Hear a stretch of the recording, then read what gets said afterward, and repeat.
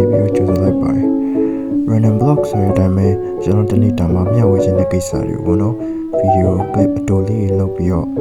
upload လုပ်သွားမှာဖြစ်ပါတယ်ပထမဆုံးလုပ်တဲ့ဗီဒီယိုအမှားပိုင်းနဲ့နားလည်ပေးကြပါလို့ဒီနေ့တော့ကျွန်တော်ပြန်အလုံးမရှိတာနဲ့ဟင်းချက်ဖြစ်ပါတယ်ကျွန်တော်ငကြင်းပေါင်းနဲ့မွန်လာဦးချင်းချက်ပြမှာဖြစ်ပါတယ်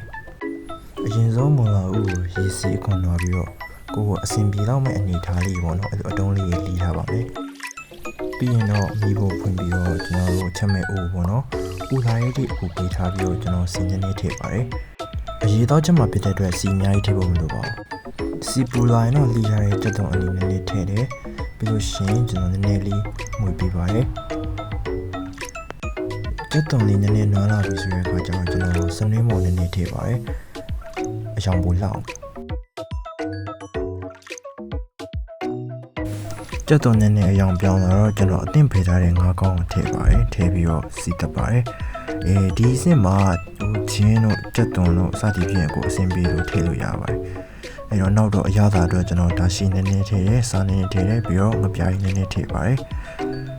ပြီးတော့ဒီဗီဒီယိုထဲမှာပေါ့နော်ကျွန်တော်ရိုက်တဲ့အဆင့်မှာတစ်ဆင့်လို့သွားတာပေါ့နော်ဒါပေမဲ့ကျွန်တော်တကယ်စီတက်တဲ့အခါကျွန်တော်ဂျင်းလေးထည့်တော့ထည့်ပေါ့နော်ဒါပေမဲ့ဒီဗီဒီယိုမှာတော့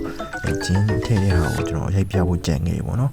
ပြီးတော့ရင်းနေထည့်ပြီးတော့ရင်းနေလေးဆူလာတဲ့အခါကျရင်ကျွန်တော်မူလာဥတွေကိုထည့်ပြီးတော့ဒီမူလာဥတွေကိုကျွန်တော်မှွေပြီးပါတယ်ပြီးလို့ရှိရင်တော့ကျွန်တော်မြုပ်တဲ့အထိမူလာဥတွေအားလုံးမြုပ်သွားတဲ့အထိထည့်ပြီးတော့ကျွန်တော်ဒီမူလာဥရင်းရင်းတွေကိုတိုင်းလေးနှက်ထားလိုက်ပါတယ်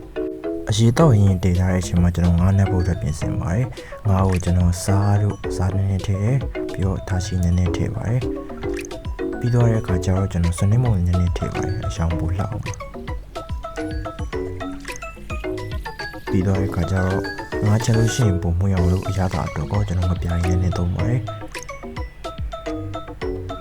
ပြီးတော့အခါကျတော့ဒီအယောင်တင်မှုပေါ့နော်အယောင်တင်မှုနည်းနည်းတော့ထည့်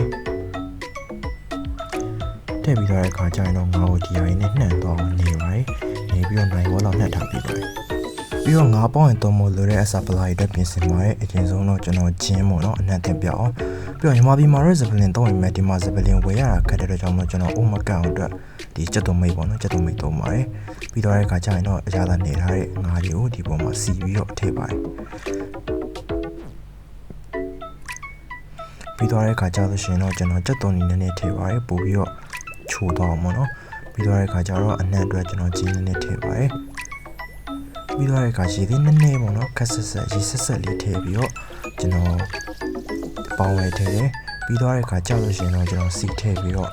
ဒီပေါ်တော့ငါးရင်အိုးကိုတိတ်ထားလိုက်ပါတယ်အဲဒီချိန်မှာအနောက်မှာတိတ်ထားတဲ့ဟင်းကြီးအိုးပေါ့နော်စူနေတဲ့အတွက်ကြောင့်မလို့ကျွန်တော်အိမ်မှာမကြီးရေးထည့်ပါတယ်အချင်းရတာရအောင်အတွက်ပါမကြီးရေးစိမ်းရအောင်မကြီးရေးထည့်ပါတယ်ပြီးတော့အခါရနည်းနည်းမြည်လိုက်တော့နည်းနည်းလေးပေါ့နေရတယ်တွေ့တယ်ကျွန်တော်ငပြားရည်နည်းနည်းထည့်တယ်ဒါရှိရဲ့ကျွန်တော်စားရည်နည်းနည်းထည့်ပါတယ်ဒါဆိုရင်တော့အခုဆိုရင်တော့ကျွန်တော်ရဲ့မုံလာဥဟင်းကြီးလေးပေါ့နော်အခြေတောက်လေးရသွားပြီဖြစ်ပါတယ်ဒါတော့ဟင်းနဲ့မဆိုင်ပါဘူးဟာနာမီတော့အကြောင်းတကယ်ချင်းခက်ဆွခွန်နဲ့အာရန်ဆန်မြတ်တွေတွားကြည့်ခဲ့တဲ့ဟာနာမီပုံရိပ်တွေဖြစ်ပါတယ်โอเคအခုဆိုရင်ငါးပေါင်းလေးကျက်နေပြီပေါ့နော်ပြောဖို့မိခဲ့တာကကျွန်တော်ခင်းကြီးလေးနဲ့ထည့်လိုက်ပါသေးတယ်ဒီထားဆိုရင်တော့ရတာရှိရဲ့ငါးပေါင်းလေးနဲ့မူလာကိုချင်းလေးရပါပြီကြည့်စီပေးတဲ့အတွက်အားလုံးကျေးဇူးတင်ပါတယ်မတန်းနဲ့